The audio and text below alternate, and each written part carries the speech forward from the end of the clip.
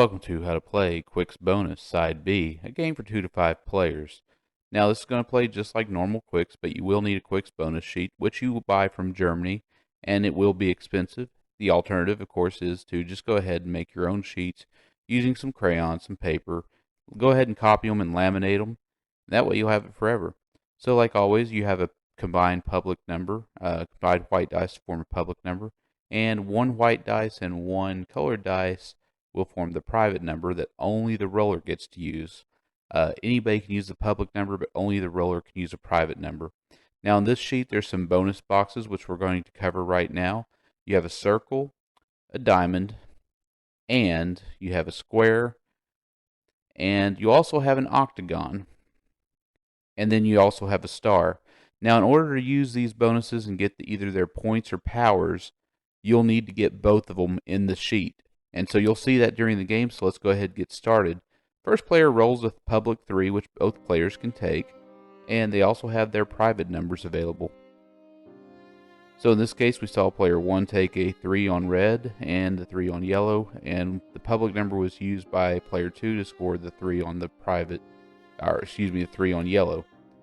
So we're just going to keep rolling, going back and forth. We're combining the white dice to form a public number. And we're going to go ahead and take that, and then the roller is going to also have the second choice if he wants to, doesn't have to, take a private number. The only real requirement in this game is that once you make an X, everything to the left of that number is ineligible, and only the public number can be used by everybody. The private number can only be used by the roller.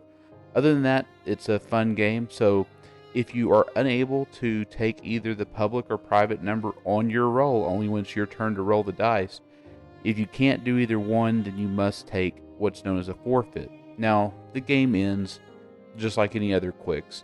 As soon as somebody has 4 forfeits on their sheet, or 2 colors have gotten locked out. So either one comes first, the game ends. Doesn't matter which one. So now we rolled a public 4. There's some good choices here. And now the non-roller goes ahead, takes that 4, and now it's his turn. He rolls the dice. So each time you roll the dice and make your marks, you're going to pass the dice to the other player, and they get the chance to roll. So now we only saw the public number used. The other player declined to use the public number. So now we have a 4. And this, of course, means we're only going to be able to use the private number from player 2. Player 1 wasn't able to use it because all the 4s were either disadvantageous or already taken or ineligible, as that red 4 above on player 1's sheet was. So it's just a really simple, fun roll and write. It really plays differently with the more people that you have playing it. You could probably play with more than 5 players, but honestly, it does get to the point where it kind of ends early, I think. We've played it with 6 players for, no problem. I think the last player has somewhat of an advantage in a 6-player game. But then again, it's a lot of luck rolled in with this. So the circle, we're eventually going to see this happen. Looks like we saw the square. Now the rectangular square ones,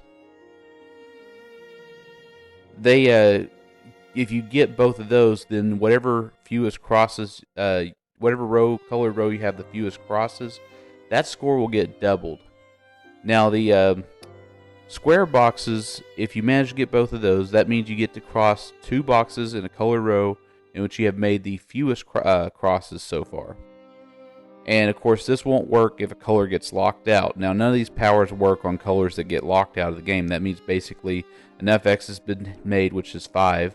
And then the last number in yellow, it's 12. And in green and blue, it's 2. And red is 12 as well.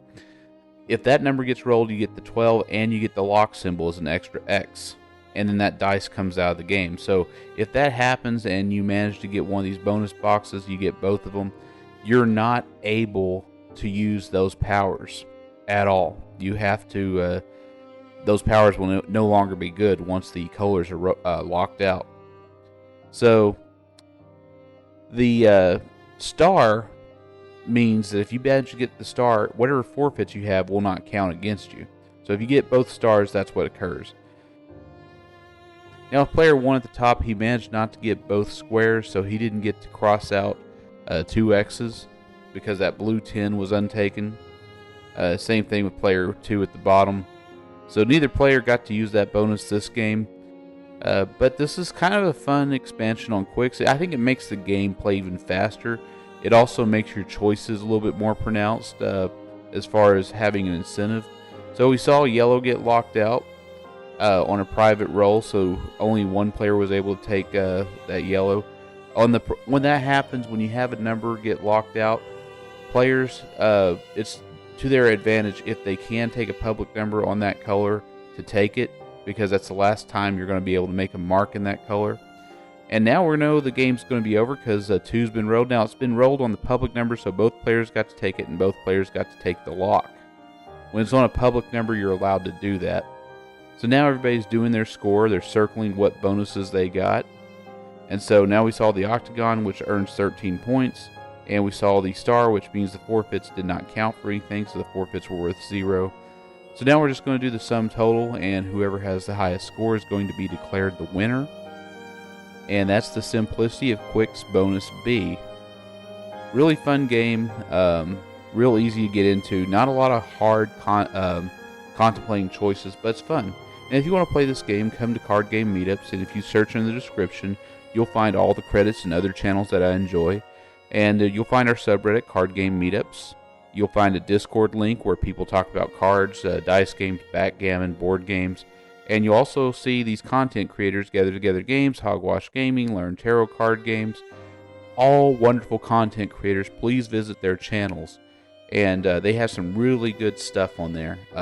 Riffle, Shuffle, and Roll always has some great live streams. Taylor's Trick Table has commercial games, free games, Triple S.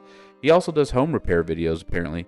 Vislaco does print and plays. And I want to welcome She Always Wins to the content. I enjoy their content, so do like and subscribe. And I want to thank today's musician, VCO Mirror, for making the music today. Do visit his channel. He's got some great content. And I will see you next video.